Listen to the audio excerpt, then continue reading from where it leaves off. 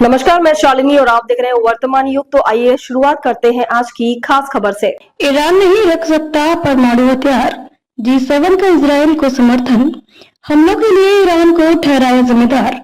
G7 देशों ने Israel के साथ एकजुटता दिखाते हुए ईरान को पश्चिमी एशिया में अस्थिरता का कारण बताया है। समूह ने एक बयान में इजराइल के समर्थन की पुष्टि की और क्षेत्र में शांति और स्थायी समाधान की आवश्यकता पर बल दिया। G7 ने यह भी स्पष्ट किया कि ईरान को परमाणु हथियार रखने की अनुमति नहीं दी जाएगी।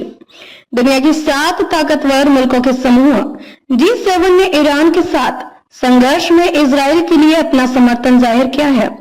G7 देशों ने अपने बयान में साफ कहा कि वह इजराइल के साथ खड़े हैं। उन्होंने ईरान को पश्चिमी एशिया में अस्थिरता फैलाने का जिम्मेदार ठहराया। बयान में इलाके में अमन और स्थायी हल की जरूरत पर जोर दिया गया।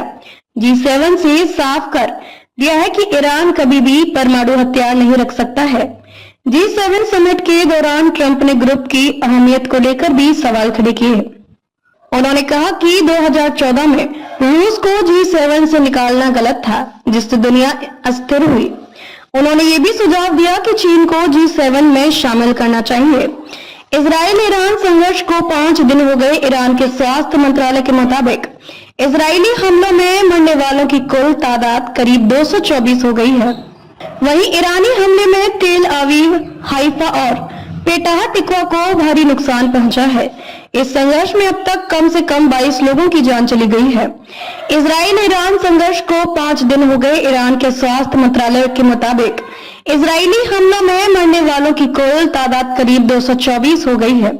हाइफा और पेटाह टिकवा को भारी नुकसान पहुंचा है। इस संघर्ष में अब तक कम से कम 22 लोगों की जान चली गई है। खबरों में अब तक के लिए बस इतना ही। फिर होगी आपसे मुलाकात, तब तक के लिए नमस्कार और देखते रहिए वर्तमान युग। ऐसे ही लेटेस्ट अपडेट पाने के लिए हमारे चैनल को सब्सक्राइब करें और तुरंत नोटिफिकेशन पाने के लिए बेल आइकन दबाना ना भूलें। यदि आप हमें फेसबुक या इंस्टाग्राम के माध्यम से देख रहे हैं तो हमारे पेज को फॉलो जरूर करें। धन्यवाद।